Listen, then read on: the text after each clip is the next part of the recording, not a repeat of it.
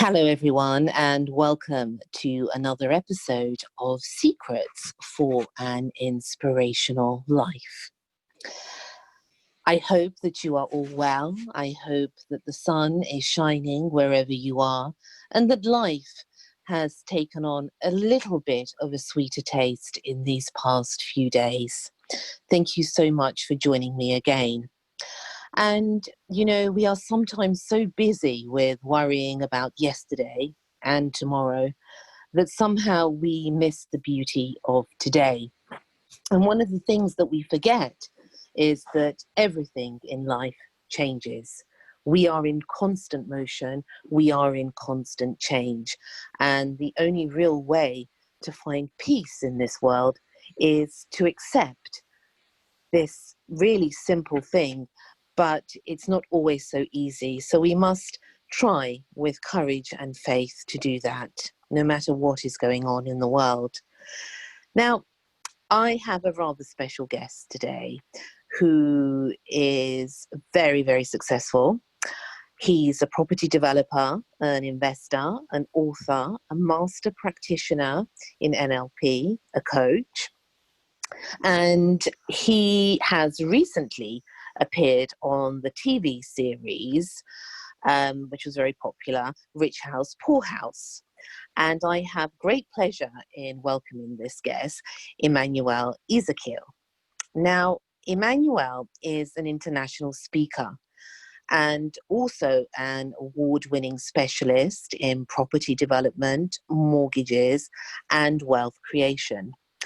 Emmanuel started his story, so to speak, at the age of 16 when he left school with only a few basic qualifications and began working on a building site. Fed up with being poor, he then educated himself on how to build wealth by reading books, listening to CDs, and attending seminars.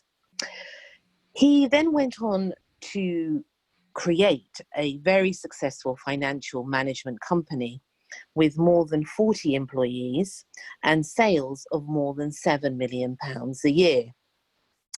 Now, that gave him the financial freedom where he now owns shares in more than 250 properties worth more than £50 million. He is a self-made millionaire, but also he has known a life of ups and downs, as we all have. And he lost a fortune in the crash of 2008, but then went on fabulously to rebuild himself again. He is also the author of the highly successful book, The 6 Steps to Financial Freedom. And today, he's going to talk to us about his journey. That is quite incredible, really, what he has been through. But it's really finding the real treasures in life that are the most important, and that is of life, of family, of friends, and ultimate peace. So welcome to you, dear Emmanuel. Thank you for that lovely introduction. I have a lot to live up to now. I'm sure you will. I'm sure you will. How are you today? I'm very, very good, thank you. Enjoying beautiful sun. So sun is shining brightly, should I say. So it's a wonderful day. So yeah, I'm very happy. Good, good. Now, thank you so much, Emmanuel, for joining me on the show. It's, as I said, it's a real honor to have you on here and to share your story. And I really would like you to begin to share this incredible story from the beginning of your life, really, of where it all started and how you were inspired to, take this journey of success. Yeah, I think it all started from when I was about to leave school at the age of 16. I think there was a big motivation for me. I wasn't a very good academic student. In fact, I was very poor. And as I was leaving the end of my 5th form at the time, my head of year, his parting words to me was I would be a failure all of my life. So I had a real driving force to prove him and everybody else wrong, that they were measuring me by a yardstick that only they know how to measure. It's not the yardstick of true success, and success is measured in lots of different ways. So I left school. I started an apprenticeship as a heating and ventilation engineer on a building site, and just tried to find lots of ways to make additional money while I was on the building site. So I would take in different things every day to sell to all the other tradespeople on the building site, and just progress from there. And then I think at the age of around about 20, I read a few books that made a huge difference to my life. So the first book I would say would be Rich Dad, Poor Dad. And that book really taught me the difference between an employee mentality and a business mentality, and the different steps that you needed to take. I didn't know what the steps were, but I certainly understood the difference and where wealth was created. It wasn't created normally as an employee or self-employed. It was created from being in a business or investing in businesses. So I understood that. I didn't know how to progress it. So I decided to go on a journey to learn. And I came across a few other books at the same time. One was called The Richest Man in Babylon, and the other one was called Think and Grow Rich, which a lot of people have heard, by Napoleon Hill. And those laid some really solid foundations and gave me the mindset. Yes, the mindset. The most important part was the mindset and the inner belief that it was possible to make significant changes over a period of time. So unlike what we have now, the internet, where everybody thinks everything is fast and it happens immediately, I knew it was going to be a journey, and a journey that took some time. And the same way, you know, to walk, to get to the top of Everest, it's one step at a time. You don't get it all in one go. So I knew there were steps to take, and I went on that journey of that self-discovery, that self-education. And over the years, each time I learned something. The important part is not just learn it, I implemented it. It's not just learning something, it's taking the action. So you can read about swimming in a book, all the things you need to do about swimming. But unless you get in the swimming pool and get wet and start doing the things, you won't learn how to do it properly. So hopefully that gives you some idea of some of the things that I started in terms of the journey to get me started. And you're an expert in your field, Emmanuel. Tell us a little bit about what your job entails, because there's a whole list of things there that I read out, and that we know about you. What is your primary expertise, would you say? I have a few areas of expertise, and obviously at the ripe old age of 58, I've had quite a long time to learn different disciplines. So one of the things I'm very, very good at, even though I left school without any qualification at O levels, certainly not in mathematics, is I have a very, very good command of maths now, and understanding what the important parts about maths are, and that's translated into the mortgage business and money management consultancy I had. And I immersed myself in learning that in great depth, because to understand business, you have to understand money, percentages, profit margin, cash flow. All of those things are really important. So I was lucky enough in my late 30s that a new concept of mortgages were being brought to the UK from Australia. A lot of people might not remember, but at that point, in fact, all mortgages in the UK were calculated annually in arrears. Now, that doesn't sound like a big statement, but when you have a mortgage, it's transferred from annually paid in arrears to every time you make a payment, its interest is calculated daily.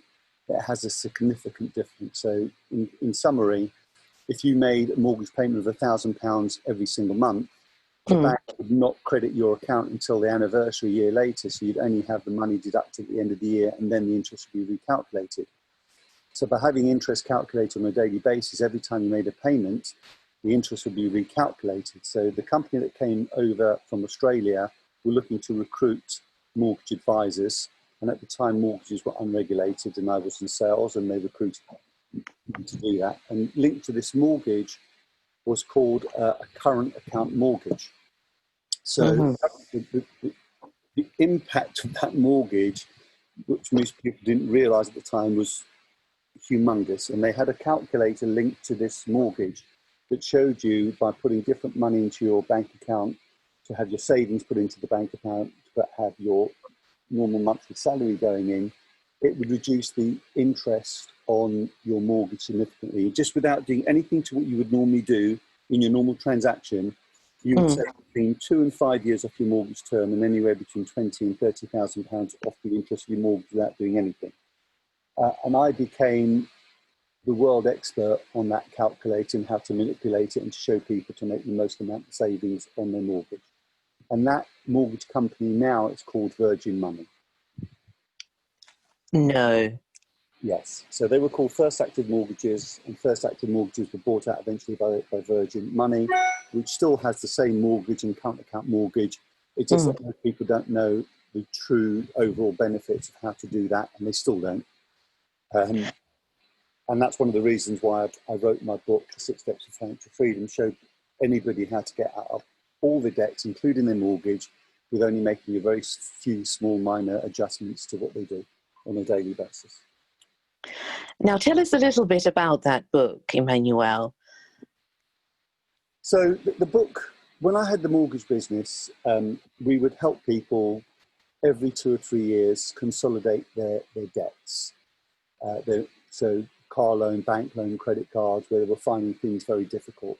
The problem that I would find is every 2 or 3 years they'd come back to us with just replacing that debt. And I thought, this is just absolutely crazy. Nobody's teaching anybody about money, about how to manage it and to get rid of debt. So let me give you an example. When you buy a car and you take a car loan for 3 or 4 years, in your wildest dream, you would not take a car loan for 25 years if it offered you at the car dealership. But for some reason, when you remortgage and you consolidate it into your mortgage at that point, you think it's a good idea, which it's not. Or a credit card that might take you 2 or 3 years to pay, to then add it for a 25-year mortgage, you're paying more and more interest. So I created a formula and template to show people how to get rid of all their debt, including their mortgage, by applying some simple templates and formulas, and it become very easy. And most people that use the formula save on average 5 to 6 years off the mortgage term, and on average about £30,000 to £40,000 worth of mortgage interest. So if you can imagine the average person that might have a mortgage at the age of 60, 65 and now clearing that mortgage 5 to 10 years earlier, they now have a huge amount of money left over to either enjoy their lives or to invest in their future. And what is it primarily that is some of the best advice that you've been given throughout life? Financial advice.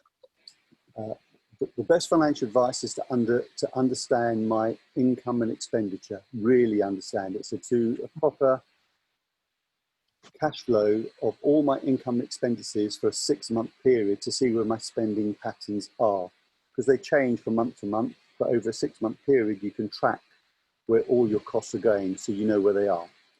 The other thing is, when I first started, it's a budget. Unlike using credit cards, because people think credit card is their money, it's certainly not their money. It's the bank's money, and that's why you pay interest on it, is to create a simple formula template. So people that don't know how to manage their finances, is every time you pay something on a credit card or debit card, is if you know what your bank balance is, you automatically deduct that from your bank balance as if you've already spent it, even though the credit card might not come in for 30, 40 days. So you always know where your cash amount is. And then created a few different mantras along the way to help people, stopping them from spending. So one of them is, if you go to buy something and you can't afford it, first of all, you ask yourself, do I really need it? If the answer is no, you don't buy it. Secondly is, am I going to use it? If the answer is no, you still don't buy it. Have I checked if it's cheaper elsewhere? If the answer is no, you still don't buy it. So that just stops you from buying things, because most things are impulse purchases. And once you go past that impulse, and that's really impulse purchase is your endorphins that you have. It's a chemical. And science has shown that the actual act of just picking up and trying things on without buying gives you the same effect as actually buying the goods. So Ah, okay. It's just a chemical release. That's why they say window shopping is pretty good, or just trying things on. It gives you the same feeling, but you don't necessarily have to buy it. Now, this is fascinating because I have a friend of mine, and she had a huge addiction to shopping, and she'd ran into literally 200,000 plus pounds of debt. And her answer, whenever I asked her, "Why do you do it?" I said, "You don't need all this stuff. You know, what the hell are you going to do with it?" And she would say, "It makes me feel good." Correct. It's the feeling at the time of making the purchase or just before the purchase is where the highest feeling, where the highest chemical reaction occurs. So you can still do all of that without actually having to make the purchase. So it's a chemical reaction that's why people do the shopping, and that's why they get that feeling at the moment or just before purchase. But after the purchase, she doesn't even use any of this stuff. After that, it's gone. The feeling's gone. And then she has Because literally get another fix from it. the chemical reaction is no longer there when you own it. It's only as you're about to own it or about to buy it. It's that point of action. I mean, there's lots of things that happen to when we buy things. So, you know, even if you go to McDonald's, you know, most people don't realise McDonald's make their highest amount of sales by asking a question at the point of sale. At the point of sale,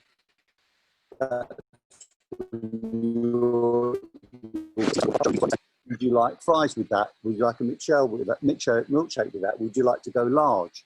Because at the point of making a decision to purchase, that's the easiest and most significant time where a salesperson can increase their sales. That's why you go to a showroom and you've made the decision to buy the car. They say, well, would you like a lack on that? Would you like to upgrade to leather? Would you like these a bit? And before you know it, you've added £2,000 or £3,000, which is only another £10 or £15 a month on the actual finance. So when you understand how the brain and the brain pattern work and the chemical actions that you have and the science behind it, you tend to change your purchases. It's incredible to know all this. And this also, there's this Emmanuel, because I know that you're a master practitioner of, is it NLP? NLP, yeah. Tell us a little bit, because that interests me a lot, about how that works and how you use that. Okay, so NLP is a science called Neuro-linguistic programming. And what it means is how each and every one of us take on information and what we do with that information. So the easy way to explain it is that we fall into predominantly three categories in the main. So you're either auditory, which means you like to take on information by listening, or you're visual, you like to take on information to see things. That's why people say, talk about, can you show me your proposal? Or they say, I'm listening to what you're saying. Or kinesthetic, which means they're very touchy-feely and they're all about the relationship. Now, we all have these as part of us, but in different scenarios, one of them is more prominent or prevalent than the other. So it's not only the language that we use to take on information on board, but it's also the language we use and the information on how we speak to ourselves. So while you and I are talking now, you will be interpreting. There'll be another voice in your head as we're speaking that's interpreting this information. That voice is there constantly for each and one of us. Do I like him? Can I use what he's saying? Is he truthful? All of these different things will be happening in the background simultaneously. Now, that language that we use internally can also be positive or negative. That's why you have people that are depressed or they are down. They're using internal dialogue, language to themselves that changes the meaning of what is around them. Right, okay. Once you understand how NLP works, and that's why you've heard of people like Paul McKenna. They can take somebody very easily that's got a phobia against spiders or snakes or anything like that and turn it around. And the reason how they're able to turn it around, they change the language association, but they not only change the language association. So when you and I talk, and in terms of feelings, we only take on information two ways. We take in terms of emotion. So one of the things, and pictures. So we put everything. So if I say to you, no, don't think of a pink elephant, you're thinking of a pink elephant. Is there such thing as a pink elephant? There's no such thing as a pink elephant. So we take on information in terms of pictures in the main. So the pictures that we associate it and the sounds and the feelings and the emotions around it. So if you change the picture and you change the emotion, you change the interpretation of that event. So some people see things in black and white, some people see things in black and white, color black and white. Other people see pictures very large or very small. So you change all of those associations, you change the sounds around it, and then all of a sudden you change the feeling. You can do that very, very quickly. And the master of that, although he didn't create it, was Tony Robbins, but it was created by a guy called Richard Bandler. And I've heard of that as well, yes. He created the science around it, and even the story around how this was created is quite unbelievable, which I won't go into today, but it was an amazing way how they created this particular new science. And what is a master practitioner? How does he differ, for example? How do you differ from people that call themselves NLP practitioners? What's the difference? So basically, there's different levels of understanding of NLP. And an NLP practitioner means that you have a higher level of skill to help other people and to teach other people about NLP. That's the main difference. So an NLP coach might have just done one course for maybe a week. A practitioner would have done at least 2 or 3 residential courses for at least 7 days at a time. And they have to practice it and show that they have a certain level of understanding and performance to do it. Okay, I understand. So it's like being qualified in a lower school, for children, and then being qualified, say, in a college or a university. So different skill set. You can say one is O level, the other one is A level, and the other one is a degree. Okay. And is that something that's helped you in your career? Massively, because it doesn't just help you in your career, it helps you everywhere. Does it? It's communication. It's communication in each and every person that you are, in your relationship with your children. We're communicating all the time, and understanding with people. So this is the thing. People don't say what they mean and mean what they say. Isn't that the truth? Yes. So if you know that is true and you understand NLP and what they're really saying, then so for example, give an example. So it's used quite a lot in sales where somebody says, I want to think about it. For instance, I'll give you an easy example. So most people, when they say, I think about it, it means that they're not quite ready because they've got lots of things on their mind. That's what they say. You haven't answered my questions. We want breathing space, so we want to think about it. So they normally have 1 or 2 issues. It could be lots of things they're thinking about.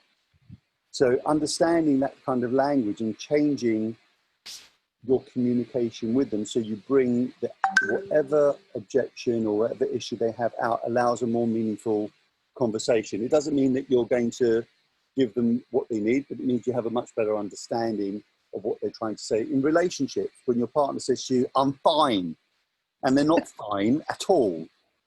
Far from it, yes. Yeah. So, when we talk now, NLP also talks about the important part is most people don't realize you and I talking right now. And in terms of the information that's passing between us, the words that I use in terms of communication only represents 7% of communication. However, the tonality that I use, so my tone, how I'm speaking, even though you can't see me, has a 38% meaning in communication. And the other part, which is non-verbal, which is everything you can't see right now, my voice, my face, my body, my hand movement, represents 55%. So you've got 93% of all communication is non-verbal. So when you see somebody and they say something and they're lying, it's not because of what they're saying, it's because you can see everything else around their body is not congruent with what they're saying. Yes, so it's like you're looking at their eyes, but their mouth is saying something different. Correct. So when you understand NLP, it allows you to have much better communications with everybody in your life. Make sense? Yes. You're thinking deeply right now, right? As to what's the next question to ask me. No, do you know what? I'm fascinated with this. Do you know what I'm thinking? I'm thinking, you are such a fountain of knowledge. There's so many things I could ask you because it's so fascinating. The human psyche also, that's something that fascinates me. Well, as humans, we're amazing, amazing creatures. We have so much ability, talent. The truth is we don't really tap into as much of it as we could. I heard that, and I also listened to a lot of documentaries, but I read a lot about that, and that we use only a certain amount of our brain. Right. But imagine if we used, I don't know, even 50%, how much more powerful we would be and in tune with so many things around us. Yeah, it's about being present.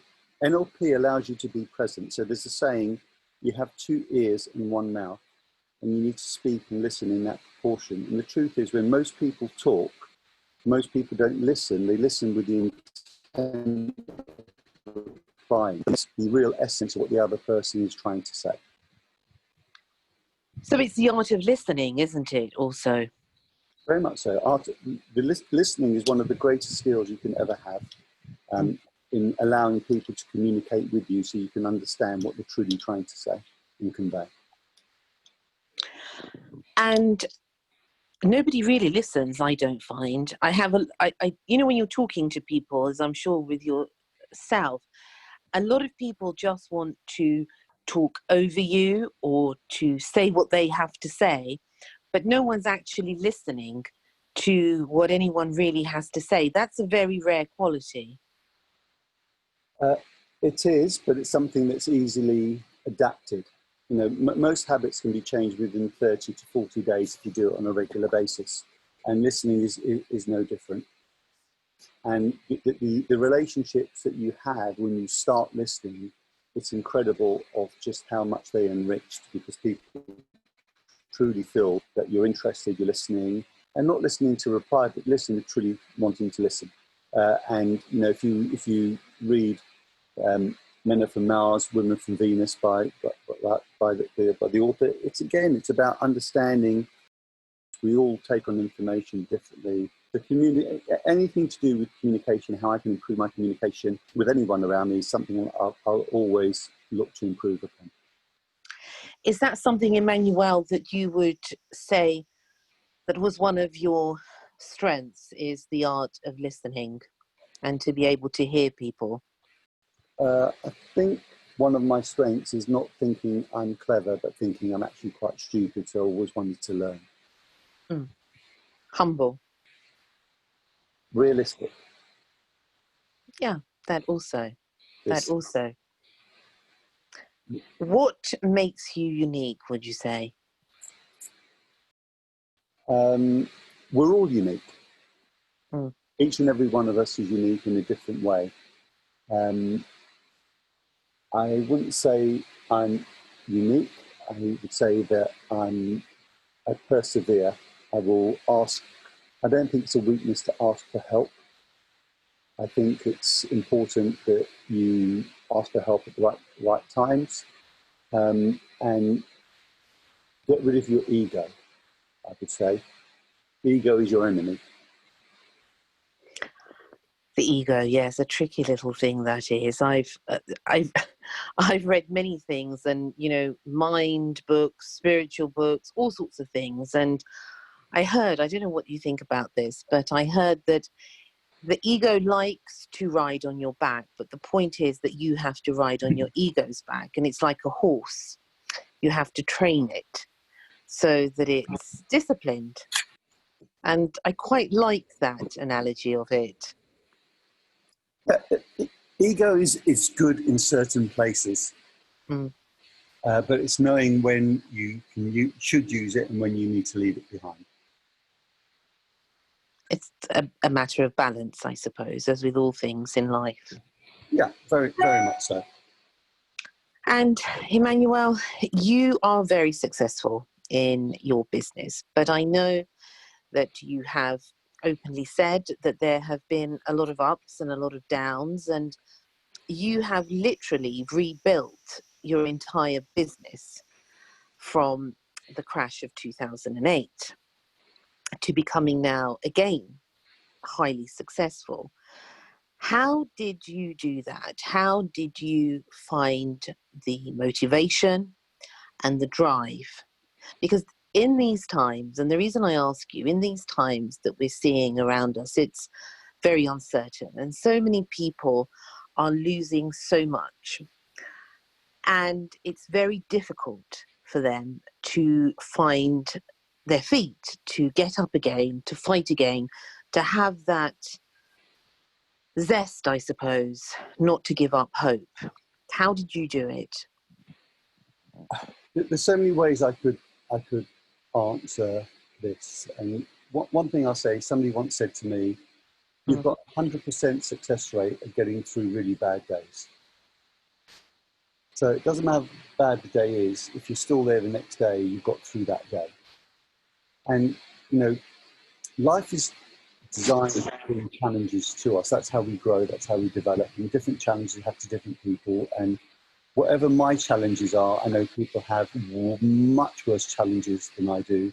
And so if you just focus on how bad or your situation is, it's difficult to improve upon. But, you know, it's building blocks. Things do change, things do alter. You know, a couple of days ago it was raining, today but now the sunshine out. Things change, things move, things evolve.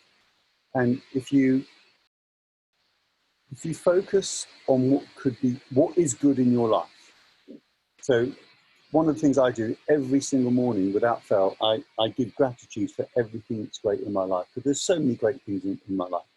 Of course I have challenges, especially right now I've got challenges. I'm being heavily invested in the hotel hospitality sector. They're being completely closed until, you know, you know, most of my developments have either been closed or the lenders are making us put more money into developments because they are less confident in where the value is going to be in a year's time.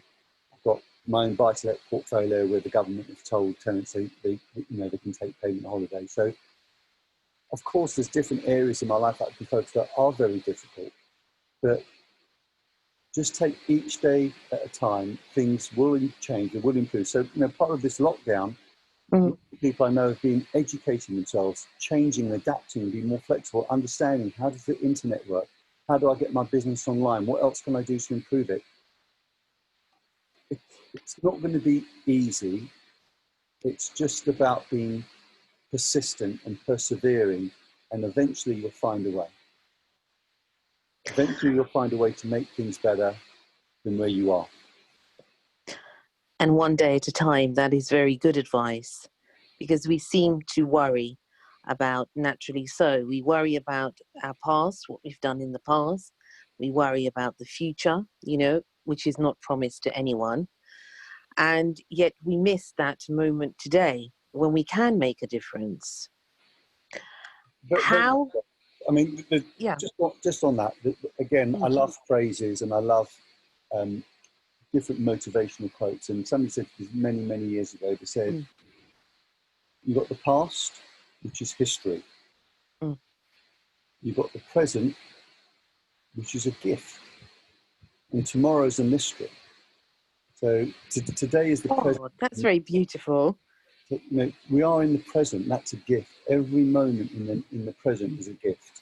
Tomorrow is a mystery. And that's what you look forward to. What mystery? What will tomorrow bring? What is that mystery? Enjoy every single moment. Enjoy it around people around you. You never know when your last day is going to be.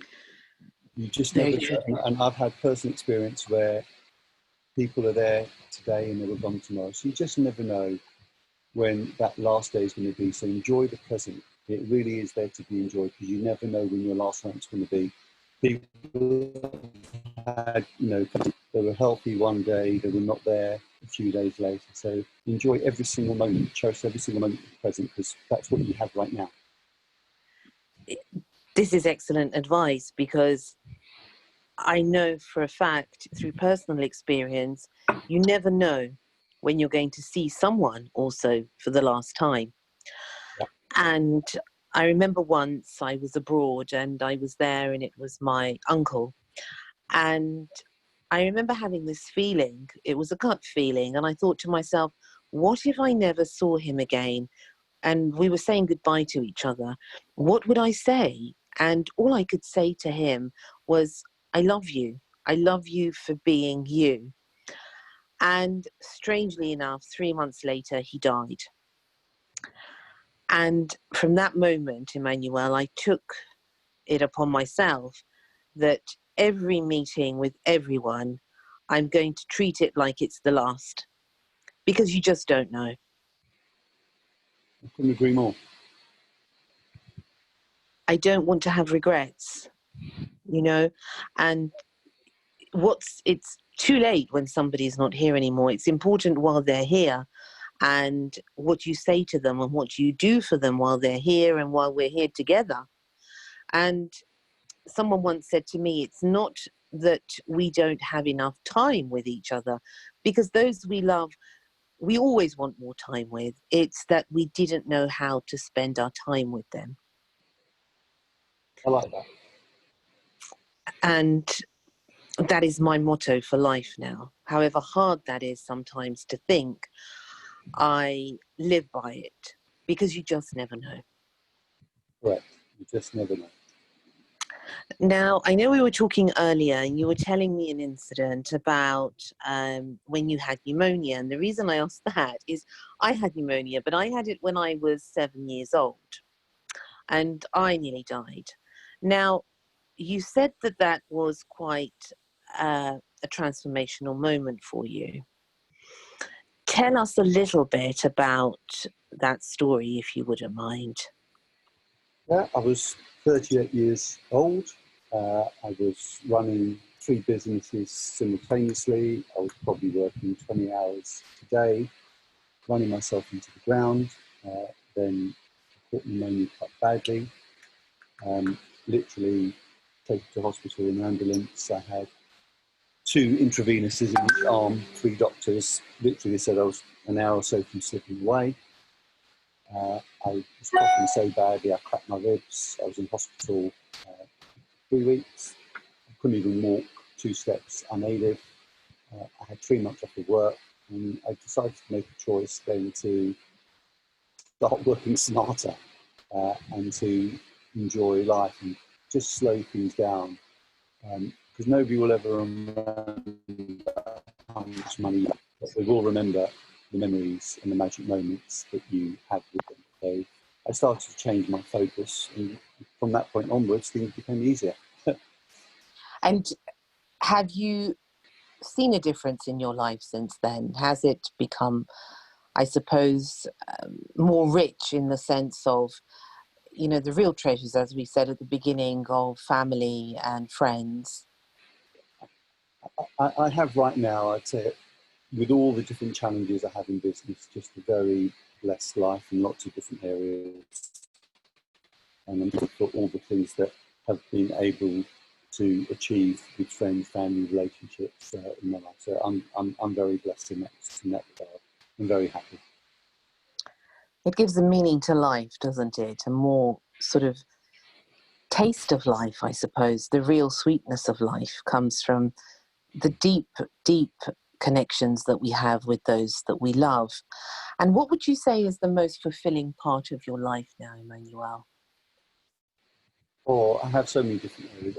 My relationship is very fulfilling. My relationship with my children and my family is amazing. And also, you know, contributing. I do a lot of seminars, nearly always for free. I actually talk at events. Bigger and better things. That's how I started, from speaking at seminars, to motivate me, and to inspire me, to show me that there are different ways. I didn't know the path. You've got to be able to take that plunge, take that step. It's not going to, it's not going to be easy, but it will be worth it.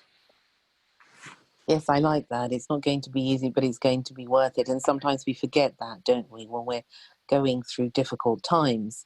Now, I was mentioned earlier about you appeared on the TV show Rich House, Poor House. I watched that, actually. Tell us a little bit about how that came about and what that taught you.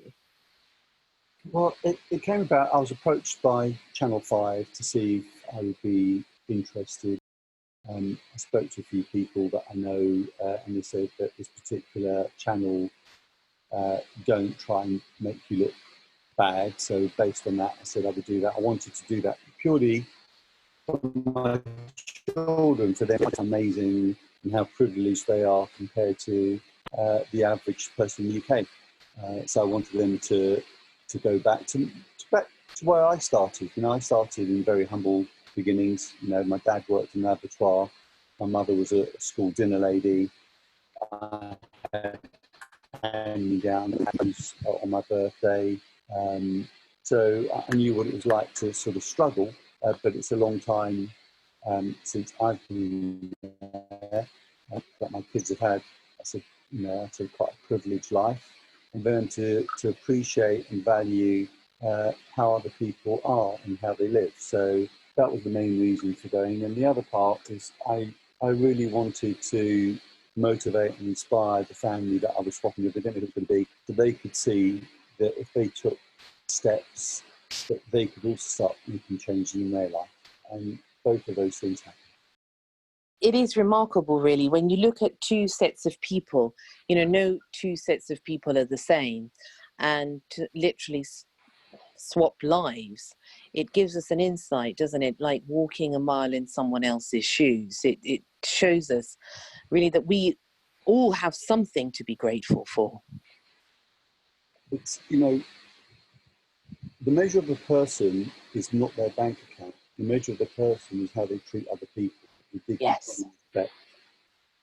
And that's important. You know, money doesn't make a person any better. In fact, money is just a magnifying glass of who you really are. If you're a nice person, you just are nicer with it. If you're, they say, if you're an arsehole to start with, you're just a bigger one when you have it. So yeah, it's going to magnify that. Yes, yeah. yes, Yeah. yes. That's for sure. That's for sure. Now, Emmanuel, I wanted to ask you, because I absolutely love the name Emmanuel, and as you know, we had a little chat before, how that name came about. Because there's a story behind that, isn't there? Story. It's quite a long story, but I'll try and trace it as much as possible. Both my parents are foreign. My father is from my mother's from. They met in Israel, and they came to the UK. And my mother had 3 cesareans. So we're talking 60 odd years ago, where, you know, childbirth with cesarean wasn't as easy as it is today. And after her 3rd cesarean, they told her she fell pregnant again. Either she would die, the baby would die, they would both die. So they decided they wouldn't have any more children. And my parents, being very religious, didn't use contraception. And my mother fell pregnant. They went to the doctor, and they said because of the health issues, she would have to have what's called a D&C, or a scrape. Went to the hospital. She had a D&C. A couple of weeks later, she went back to the doctor and said, the baby's still there. He said, that's impossible, it can't be. Go to the hospital, take the urine test. She went to the urine test. When the nurse went to take the sample, she fell over.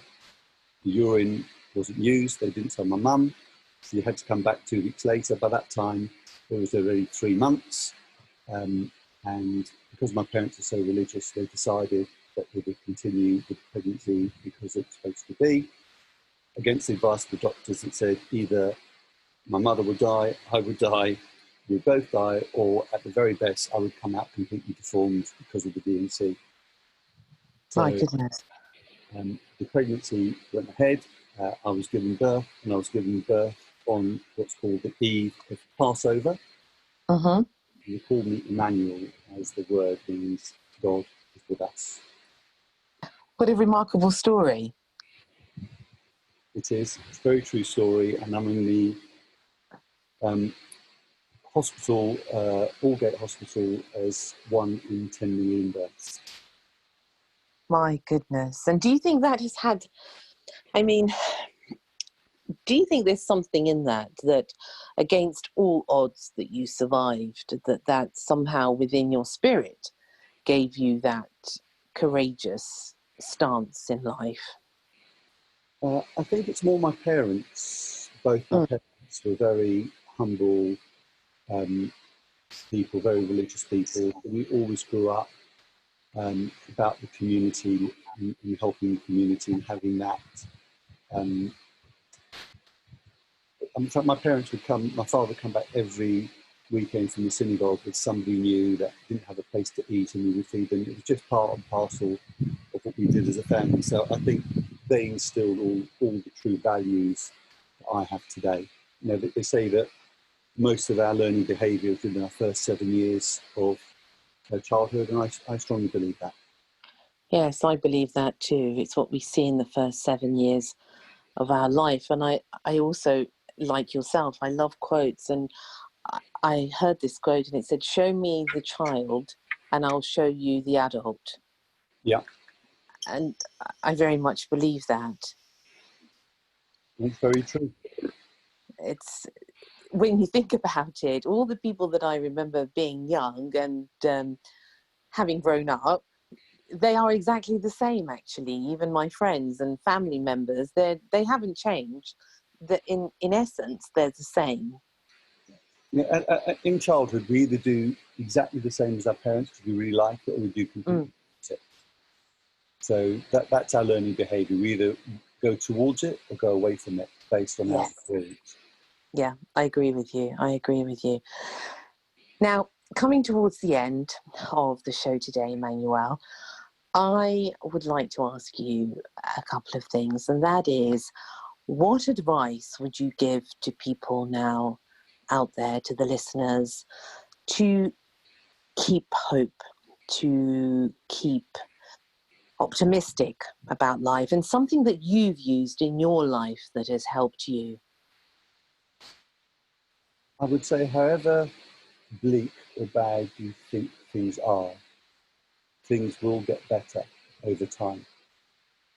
We live in unparalleled, unprecedented times compared to any other era in our history. You can go back to even now, if you go to a third world country where they don't have proper toilets or sanitary, you know, we still live amazing. It might be difficult. We are used to, we're being conditioned to all the things that we have, but we still have amazing lives, amazing opportunity. It doesn't mean there won't be challenges along the way. But slowly, slowly, things will change. They will get better. You know, you go down to 2008 where the banks collapsed and everybody thought it was doom and gloom. Within a few years, things had recovered. You go back to 1997 where a similar occurrence happened. These things happen on 10 to 15 years. A pandemic is very different to what things are before. But if you take, we're going to have a time of adjustment. People are going to have to learn new skills to change what they do. Things will not be the same. That doesn't mean things are going to be worse. It just means things aren't going to be the same. We're going to have to adapt. We're going to have to live with what we have right now. We're going to have to understand how we're going to do the best with this pandemic around until they find a cure or they find a vaccine. We're just going to have to adapt. We're very adaptable as the human race. We will persist, we will persevere, and we will survive, and we will thrive. This will teach us new skills of how to grow and how to develop.